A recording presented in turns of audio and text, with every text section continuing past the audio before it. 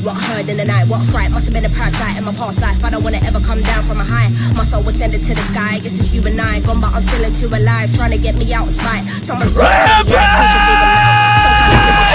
some kind of traumatic shit. Niggas wanna see dead bodies, probably not there, rolling with no automatic clips. Moving scatty, all erratic and shit. Niggas pussy licking batty and shit. Oh, you mad? Then come at me, you prick. Make a move, better pattern it quick. I assume you'll be coming for blood. That makes two of us, that makes two of us. Venom.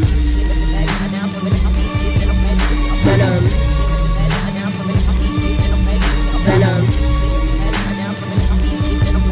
Venom. True as a stick up, hands in the air, put the money in the bag, all cash, Venom.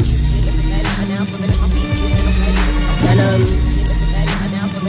Boom, boom, boom, boom, boom, boom, boom, boom, boom, boom, boom, boom. Oh my god. You know, I don't usually like to mark the fuck out in a review, but holy fuck! That right there. You see that? That's how you write something. That right there is why I said to all these fucking little internet trolls, all these morons who failed art school, that is why you wait for the payoff. All these bitches whining about, why would fucking Bullseye go after fucking Cat Foggy? Makes no sense. Tie up, tie in, shut the fuck up. Amazing. This was awesome. First of all, this is what they should have went with in the first place, in my opinion. One of the reasons that I know the show had rewrites and all these other things kind of tying the show kind of like in a different direction. This is 10 times better than whatever the fuck they were going for in the first place. That right there. Because it's a direct, and I know it's in 6-7 years. So you have to like maybe, you know, try and you know, figure out a way to make it like, how does this make any sense? But you have to understand, this is the how you do a fucking, this is how you do it. This is a direct, straight up. This has felt like a direct continuation and a direct, like straight up, like just a straight continuation from season 3. We're finally getting some shit like tied up here. First off, clearly there's unfinished business when it comes to Bullseye and Mr. Fisk, and now Vanessa. First off, people must have forgot, but you guys do know that Bullseye once had a love infatuation. I don't say love interest, I say love infatuation. He was an obsessive psychopath, but well, whatever. In his own mind and in our minds and in our hearts, what him and Julie shared was special to absolutely only him, because he's a complete whack job. But anyways, Fisk had her killed because Fisk needed him to kind of, you know, be under his spell. He read his file. He knew how to fucking push his buttons, the whole North Star shit. I don't think Bullseye forgot that. I don't know if he'll ever forget that. This man's completely petty as shit.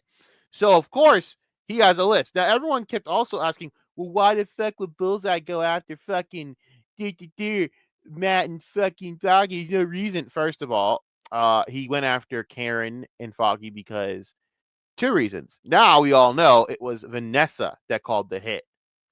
Why the fuck Bullseye would work with Vanessa of all people, I do not know. But then I realized something. Vanessa has a way. Vanessa can talk to people, even like Bullseye, into doing what she wants, because she has a, to me, I peeped it in season 3. There's a weird bond between them where Bullseye, being such a lost puppy, would listen to a female voice like Vanessa. Probably went and said, hey, what Daredevil did to you was fucked up, blah, blah, blah, blah, blah, blah. He did this, blah, blah, blah, blah, blah, blah, blah. He did that, blah, blah, blah, blah. You know what I mean? Because, in all honesty, you could easily manipulate it. Or listen, he did it to taunt you. He used he used Julie's death as a way to taunt you. Which kind of, I'm not going to lie, it's what Matt did in season 3. Season 3, Matt was kind of fucked in the head. But we won't talk about that right now. There's a lot of ways. Bullseye is one of the most pettiest villains in comics, okay? He's up to the level of Black Manta and Reverse Flash in the eons, in the halls of pettiness. All right, those are petty motherfuckers. So to me, you could have made any reason to why he went after fucking Karen and Foggy, and it gotta would have worked. To me, it makes sense. It makes sense. This is guys. Remember the end of season 3, where Matt basically threatened, straight threatened Fisk, like, if you ever do this, and this, you come back and do your bullshit, I'm gonna fucking go after Vanessa for the fucking murder charges. Remember the one for Agent Nadine? Yeah, you know what I did today? Because I actually give a shit about this fucking character. I actually went and watched all through the next Netflix series. All of it. So I am well up to date with how this all like connects in with storylines and how this is perfect because it's a direct continuation to what we should have got all those years ago that we never got. As a big fuck you to Netflix, by the way, you bastards. Fuck you, Netflix, by the way. Shame on. I'm not gonna get mad at Netflix, to be honest with you. It is what it is. But this is season 4, dude. I said this. This is season. Now we're in season 4. This is supposed to be originally an 18 episode set. I don't know if I agreed with going with 18, but hey, man, whatever. You do you. Split it up into 2 parts, which I'm okay with, by the way. And now it is, of course, now we're on the season. We're gonna have season 2 next year, which I wish they'd move that shit the fuck up and call it a mid-season finale for this shit, and then come back in like 3 months like normal people. But no, I gotta wait a full year. I'm fucking mad. But dude, epic, absolute classic episode. One of my favorite episodes I think ever in the history of this show. Absolutely phenomenal. I mean, the beginning of this show set the tone. So it starts with Bullseye. It starts with a rose turning blue, basically to represent how Bullseye looks at the world when he locks the fuck in and being a complete psychopath. But he's basically walking with the guards, and they're moving him out because he's like, "Where am I going? I'm supposed to be in like solitary, blah blah blah blah blah." Because whack jobs like him gotta be in solitary. He got moved to Gem Pop. Hmm. Now, who could have done that? Well, quite obviously, it was fucking Kingpin. My first thought was, of course, it was Kingpin. This man tried to kill Vanessa. All right, this is the same Kingpin that kept a fucking man in a cage for sleeping with Vanessa and beat and tortured him using him as a punching bag, and hates him so much. Every time he speaks, he fucking screams his passes out, as you saw later in this episode. Why I don't know, because Kingpin's a whack job. Who the fuck am I kidding? This man is a complete psychotic man child. I'm not even gonna not surprised by this. But it makes perfect sense that, of course, after watching season 3, wow, hey, Bullseye's in prison. I could get him put the gem pop. Oh, yeah, did he try to kill my wife? Yeah, fuck that guy. Kill him. Yeah, throw him in gem pop. Fuck yeah. Yeah. Yeah. Well, it gets weirder from there. So then Matt being as usual. By the way, this is all again Matt making the same mistakes as season 3, which is fucking amazing, and season 2 for that matter. Him being late to work. You guys aren't picking up at how well this shit is written. By the way, he's late to work. He has bruises on his face again. You see one of his fuck. You see his mate in the office. I can't remember her name, but I don't really care. Being pissed off about him being late, and then going, "Oh, look at you! Look like you're been in a fucking fight in an Irish bar or something." I forget the joke, but and then you realize this is literally how it's always been. This is like bringing me back to Karen basically saying the same shit, probably word for word, or Foggy saying it for word, bar for bar. It's the same shit. Matt has not changed because Matt is gonna have to, and this is again one of those things that people have to understand. Matt is trying to do 2 things that are impossible. You cannot be Daredevil and be a top-notch lawyer. You have to dedicate one or the other. And the problem, in the old the way of the show, is the lesson is there's one side that is the law, that is Matt, Foggy, and Karen, trying to do things the lawful way. And then when that fucking doesn't work because that's fucking stupid in the eyes of Marvel, well, then Daredevil just goes out and beats the shit out of people and then gets the job done. As you know, because the whole lesson is this: these guys work outside of the law. They bend the law. They break the law. They don't give a fuck. So you need someone that is equally as ruthless and will break and bend and destroy the law as much as anyone. And that is what Daredevil does on a daily basis. And it's not shocking to me that he is kind of going back into those patterns, and you're seeing that. I peeped at this episode. I'm like, this is very familiar, like season 2 familiar. Then to add on top of it, he gets a fucking a message by saying, "All right, so Poindexter got Benjamin Poindexter got put in Gen Pop." He's like, "Great, whatever, man, cool," because fuck that guy.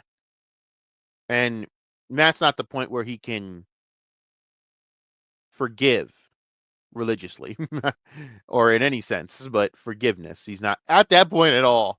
Can't blame him. Benjamin Poindexter wants to talk to him. Now, instantly, I knew this was a fucking trap, and I thought one of two things are going to happen here. I am still under the full and absolute not like I'm convinced fully that this man knows that Daredevil and Matt Murdock are the same people. I cannot believe or see that Frank fucking Castle is the only one that can sit on a goddamn stand in a courtroom and figure out that that's fucking Daredevil. We're talking about Poindexter, one of the most oddly psychotic, observant whack jobs, who picks up on shit faster than any motherfucker I've seen. Keep in mind, this dude is literally sitting at the bar, and instantly, when Julie comes over, he picks up on, oh my fucking god, this Fisk motherfucker read my file and got this bitch a job. He is sharp as a tack. I'm talking sharp as fuck. If you think that from that opening statement he didn't figure out that that's Daredevil, and by the way, it doesn't take a rocket scientist from Benjamin Poindexter's perspective. Odd how you weren't there, Mr. fucking Murdoch, when shit goes down. You weren't there the first time when I fought someone like this. You weren't there the second time. You kind of sound like the Daredevil motherfucker. You guys got to think like logically. How the fuck do some of these people not figure it out? I don't know. I would have probably figured it out if I was Poindexter too, because I don't know. I've personally fought this idiot like 1,000 fucking times. At some point, you got to pick up on something, but not even then. Not even then. Have they announced that they put clues to it? But they have their conversation, and clearly Poindexter's riling him up. I just don't know why yet. Why is Poindexter riling up Matt Murdock? Why is he trying to piss him off? I know he knows it's fucking Daredevil, so I'm thinking he's just trying to get the fucking the absolution he needs to say, I knew it was you motherfucker. Because that's exactly what happened with Fisk. When Fisk attacked Matt after Matt threatened Vanessa and Fisk attacked him, Matt like socked him straight in the face, right? During the scrum, but Matt stopped himself basically because if he fucking like went all out and whooped that man's ass the way he wanted to, Fisk would have pretty much found out. But the problem is Fisk found out all he needed was that shot. He's like, I only one man I know punches like that and can fucking whoop and fucking clock me like that. And that's a motherfucking Daredevil. Only Daredevil could clock me like that. And he knew right there that was Daredevil. Maybe that's what Dex was trying to do. No, none of that. No, Dex, because Dex is a fucking whack job, talented assassin extraordinaire. Probably the most dangerous assassin in all of Marvel, to be honest. Everyone talks about the widows being so badass. I'll take my chances with a widow before I take my chances with that motherfucker. See, it's one thing to have to deal with someone like the widows who have all the tech in the world, also all the training in the world. But it's another thing to deal with the fucking man that uses a tooth as a bullet. Sorry, I just screamed that out there because it's genuinely insane having to see this man spit a bullet in the. He didn't even use his hands. He didn't use his hands. He is so talented at this that he spit a bullet tooth into someone's head and killed them. He took a tooth and broke out. He broke out with a tooth. Understand what I'm saying here. He killed a guard with a tooth. And that's not even the craziest fucking thing this guy's ever done. In the comics, he's killed someone with a snowflake. He's not. I don't even know how to explain or quantify this motherfucker. I don't. There's not a power that can explain the stupidity of Bullseye's fucking abilities here. But this man killed someone with a tooth. Epic. So he proceeds to break out, dressed up as a prison guard, and just casually gets to ride on out in a bus because whatever. No one's gonna recognize him either, apparently. I don't know, different shifts. I don't fucking know. But meanwhile, this whole time, Matt is completely and absolutely, you could tell he's losing it. This is shades of season 3. A lot of this felt like a continuation from season 3. Um Also subplot, Swordsman's gonna have a big role in season 2, and finally gonna kind of pay off the Hawkeye appearance that he had, because I've been needing to see more Swordsman. And basically Fisk threatened him. Okay, he threatened him in an office. And that was one of the sub things going on, the subplots. And then Matt dancing around with Heather, who I'm sorry guys, I'm just gonna fucking say it. I fucking hate Heather. I think she sucks. She starts the fucking morning basically, and says, and she's talking with Matt, and Matt, with his classic fucking thing he's always done throughout the show, always tries to make Daredevil to be kind of a vigilante monster, but maybe he's a different one. He's always trying to like make it look like he's not in agreement with what he does, because he's always trying to keep cover, which whatever. I guess. But she's talking recounting her experience with the whole Muse and Daredevil thing, and she's like, it says this stupid fucking quote, and I swear to God, I was just like, Matt, I don't know how you fumbled Elektra, but how did you fumble that? How'd you fuck that one up? But then again, I guess I can't be mad because she died because she took a bullet for fucking for Mr. Murdoch here. you know, by bullet I mean stabbing from Nobu, the cocksucking ninja, who I'm grateful got the shit stabbed out of him by fucking Stick. It was funny. It wasn't just that Stick killed him. He fucking stabbed him, and then he Mortal Kombat sliced him. And then everyone probably went, Stick wins. Flawless victory. Fatality! I swear to God, that's what it looked like, a Mortal Kombat fatality. It was fucking awesome.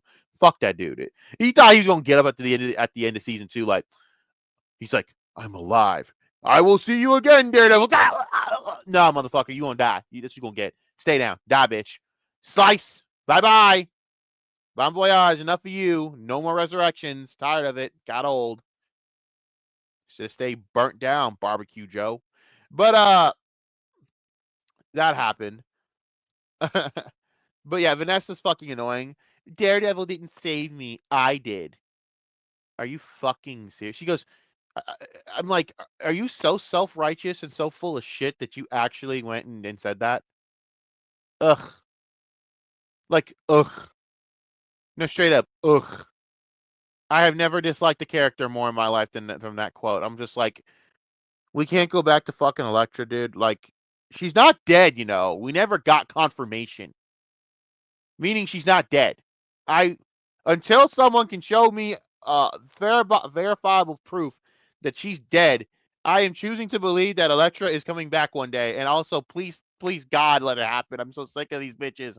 I'm so sick of these women, bro. They suck. Like, I'm so sick of this. Like, shut up. That line actually aggravated the fuck out of me. I almost wanted to throw my fucking remote, but whatever. Then we go on through the rest of the episode, and Matt's talking and talking and talking through with some people. You can get the sense that he's losing it. Just in the difference between, I think, season 3, which is actually the Daredevil Born Again storyline from the comics, and this one, you can tell that he really is snapping the fuck out. He can't take it no more, because Matt once again has got to learn the lesson of this. You are Daredevil. You didn't choose to be Daredevil. You just are Daredevil. You cannot, you can't escape it. It's acceptance of who you are. But anyways, he's slowly hitting to learn, because he's probably thinking, all right, I'll just do these few things as Daredevil and then I'm done. As always with Matt. But that's never going to happen. It's just going to be more and more and more. But anyways, there's this whole Met Gala thing. If you guys haven't figured out why I kind of got like, I had a big like kind of look on my face.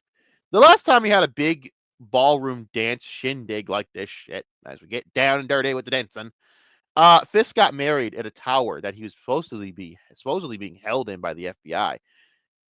That he was basically he basically owned. He owned the FBI, bro. He basically had control of the FBI.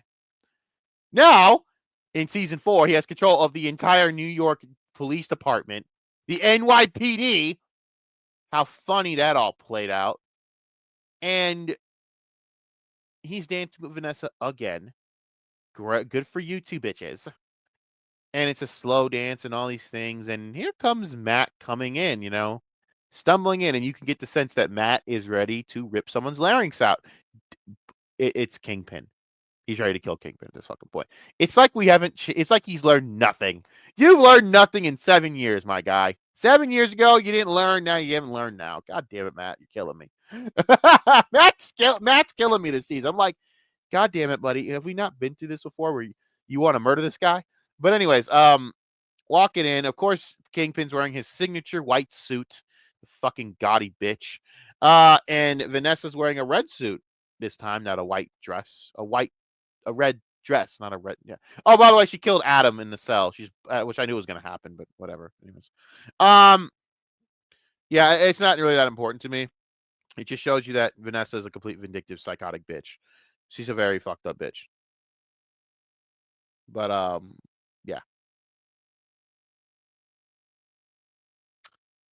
yeah, just fun stuff there. Um, what was I gonna say here?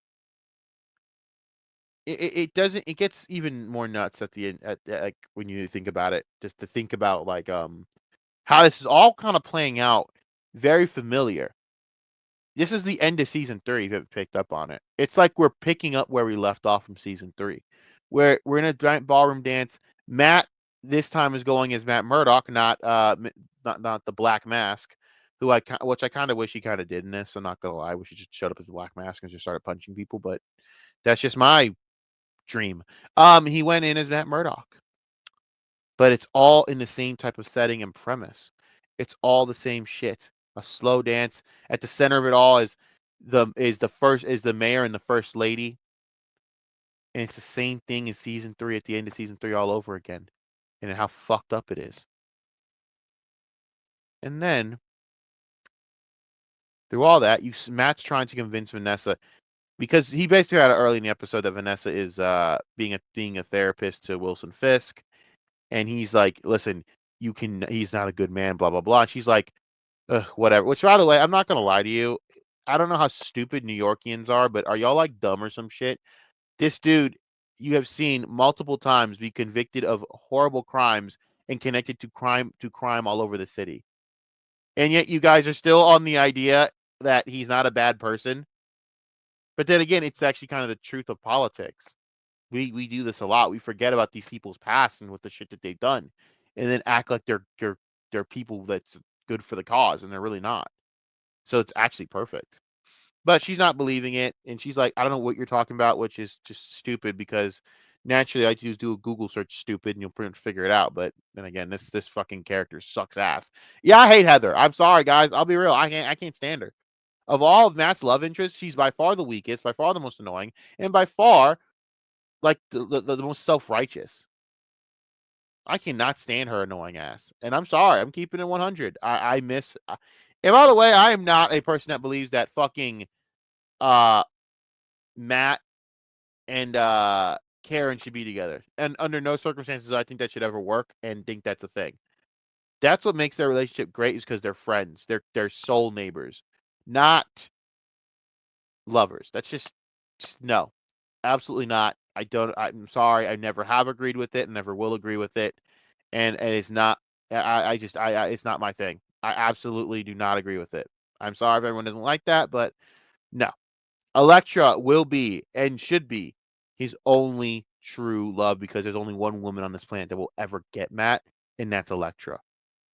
And it's why, no matter how much he hates what she does, how much he hates who she is, he will always love her, and it'll never stop, even though he hates it. That is why we need Elektra back because I'm getting real sick of this bitch and her bullshit. And of course, Matt's being emotionally distanced because his focus is Kingpin. Now, this is really cool scene in the slow dance. That's amazing. So he's slow dancing with Heather and Kingpin, and I don't know. And this is how brilliant this scene is. I don't know if this scene is Matt's subconscious again, doing the whole thing with Kingpin in his subconscious, being his evil conscience, or Kingpin knowing Matt Murdock knowing Daredevil's fucking abilities from knowing him so long, did this because he knew he was gonna hear it, but it's so well done that I don't know which is which and I don't care. He goes, "You see what happens? I told you it was gonna happen when you be a vigilante. I told you." And and Matt's just like, "Listen, he's evil, blah blah blah. Get ready to run when shit goes down, blah blah blah." Because he's paranoid. He's thinking it's just gonna go down because Wilson Fisk is Wilson Fisk. Whatever. He has the boogeyman appeal with him. He cannot. He wants to beat that man to death still. It'll never change, bro. Those two will forever hate each other and try to kill each other. It's great. But that's not really the problem here.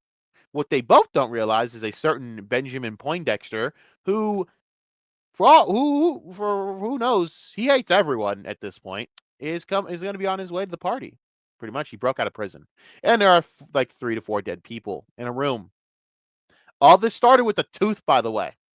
So we see We see a scene where Poindexter's in the elevator. Now, Buck, who is the right hand man, the new Wesley, if you will, to Kingpin. No one will replace Wesley, by the way. None of you. None of you. I'm sorry, I gotta do that. My boy Wesley. Absolute dedication. Absolute the personification of loyal. And that's why one thing I did respect about fucking Kingpin. He had standards and codes even that he wouldn't cross. As much of a piece of fucking shit that man is. He was not willing to take away a piece of art from a woman that was a Holocaust survivor. He wouldn't do it. She was insulting him too, calling him a wolf, and he said, Vanessa would want you to keep this. And she goes, "What? And is that supposed to mean something to me?" And he goes, "No, but it means everything to me." And you get that sense of like the other side of what Kingpin is, and that right there is what makes him such a complex character. You know, there's lines he just wouldn't cross like that.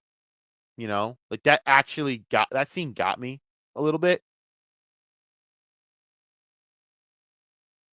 But yeah, man, like that was crazy.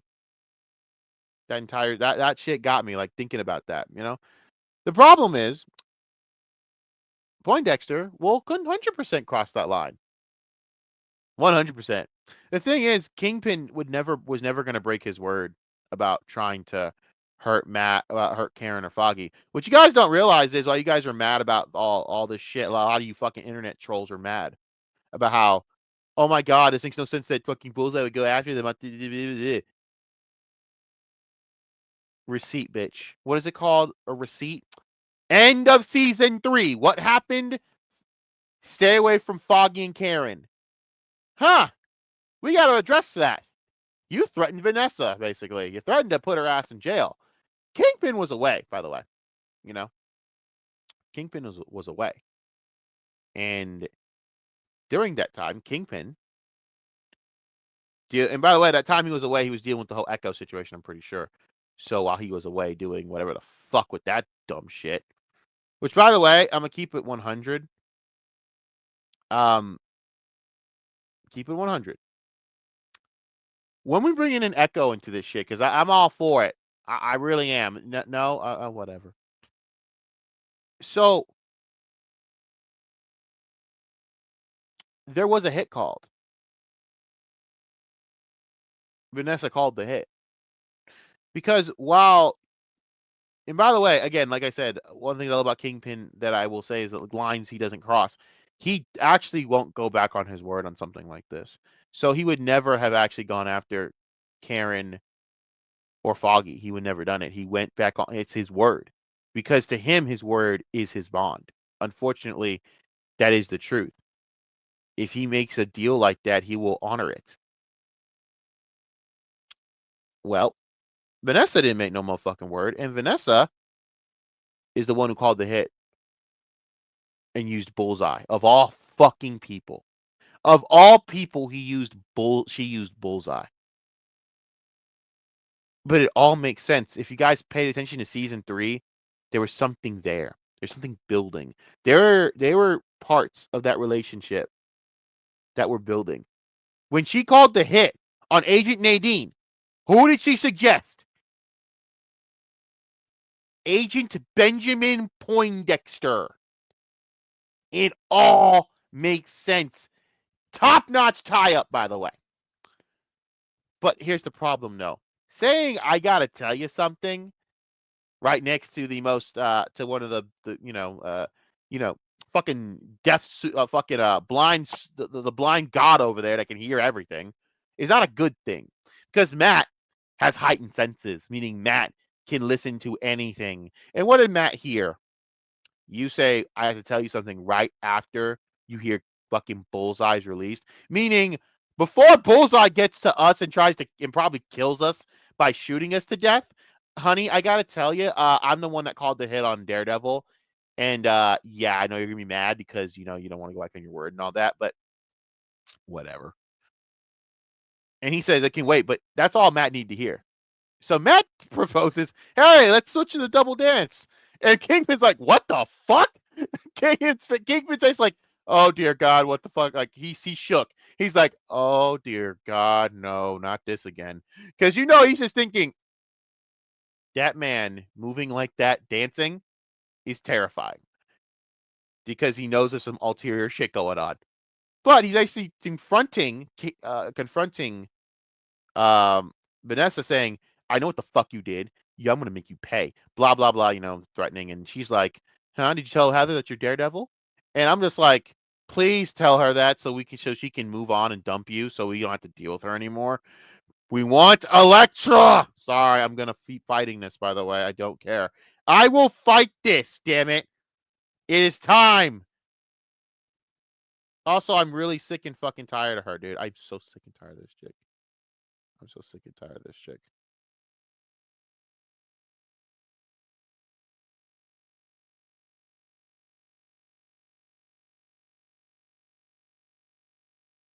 Oh my god, man. Sorry, I got blocked by someone that I don't care about. Give me a minute, guys. Give me a minute to do this review.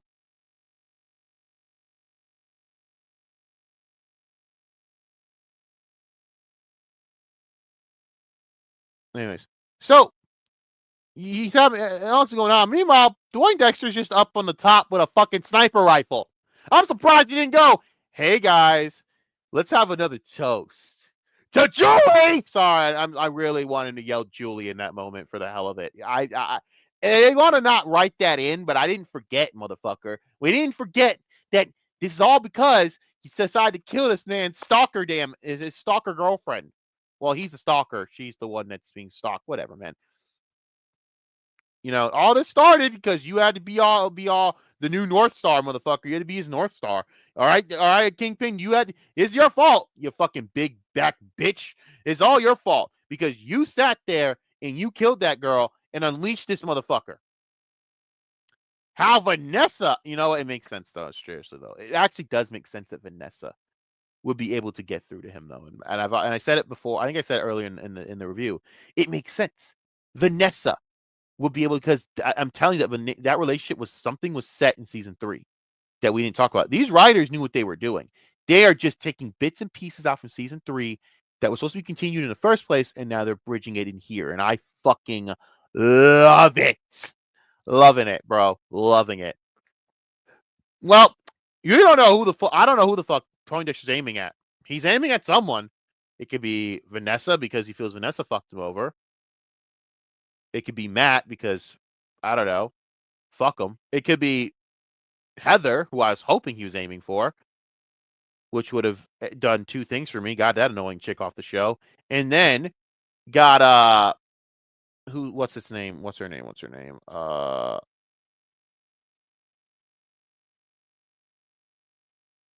What's her fucking name? Well, got her annoying ass on the show, but then it would have unleashed like ultimate Daredevil, like ultimate. I'm going to punch the shit out of you, Daredevil. I'm going to punch you half to death. That motherfucking Daredevil, that could have happened, but he aimed, which is just perfect, by the way. He perfectly aimed for Kingpin because once again, it all goes back to one thing. You had to poke the bear, you fucking idiot. One, it's not enough to kill the man's fucking imaginary girlfriend. But two, years later, after he does a fucking hit job for your wife, you put him in Gen Pop? You bald fuck. Three, refer back to the Julie thing because that's still never going to go away. And this all after this man saved your ass in the first place from the Albanians. How fucking amazing. But that's not the best part. Shot goes off. Bullseye never misses. I never miss. Get it? Get it? Bullseye. Sorry, if anyone does not understand that reference, please watch Daredevil 2003 before, and if you can stomach all the cringe, at least be grateful that Colin Farrell is hilarious. Matt Murdock, of all people, is the one that gets in the way and takes the bullet for Wilson fucking Fisk. Because what was it that Mr. Bullseye, Mr. Poindexter said? Isn't that what good guys like you do? Defend the bad guys? I gotta remember the clip. I gotta actually remember the quote exactly so I get this down right. In fairness, give me a minute.